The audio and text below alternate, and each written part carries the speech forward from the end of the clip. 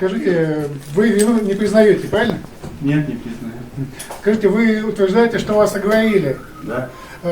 Мотив людей, которые вас оговорили, как вы считаете? Какой? Чтобы самим избежать уголовной ответственности в той мере, которая должна быть. Это подтверждается тем, что за то время, как я находился под стражей и нахожусь, те лица, которые непосредственно получали деньги от взяткодателя, предполагаемого по версии следствия, находятся на свободе, свободно передвигаются по территории Российской Федерации, несмотря на то, что у Шабаева, тот, который меня оговаривает, была избрана мера пресечения домашнего ареста, он должен находиться в Сыктывкаре. Тем не менее, орган следствия ему предоставил возможность выезжать в город Москву, в город Казань, тем самым предоставив возможность общаться с другими лицами, которые проходят по уголовному делу. Лица, которые вас оговорили, действовали в своих интересах или по заданию, по указанию кого-то, как вы считаете? Я не могу этого сказать, потому что не знаю.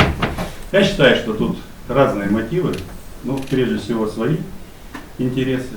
Но это же понятно. После того, как Шабаев меня оговорил, ему изменили меру пресечения, и он был освобожден из-под стражи. А относительно Ситникова, что вы можете сказать? А что могу сказать? Ситников, его ввели в заблуждение, вот и все. Его ввели в заблуждение. Ему хотелось выйти из-под стражи, ему предложили заплатить за это деньги, он эти деньги выделил.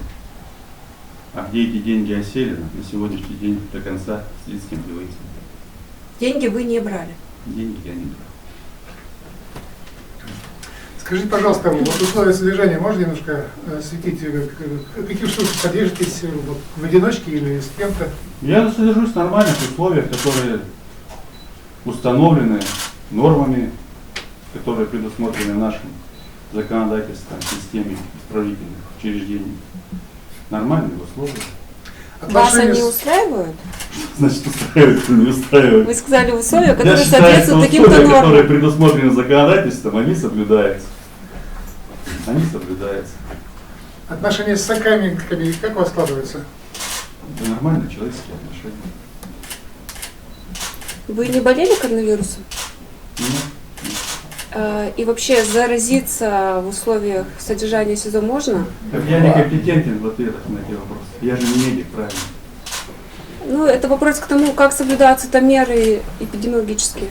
Ну, мне трудно сказать. Вы же понимаете, что я содержусь в камере. Откуда я знаю, какие меры принимаются там? Ну, перед поступлением вы проходили все тестирования, у вас было отдельное проживание 2 недели. А Ну, это же других было год сокамерников? назад, конечно. Вам разрешают свидание с родными, с адвокатом? Да.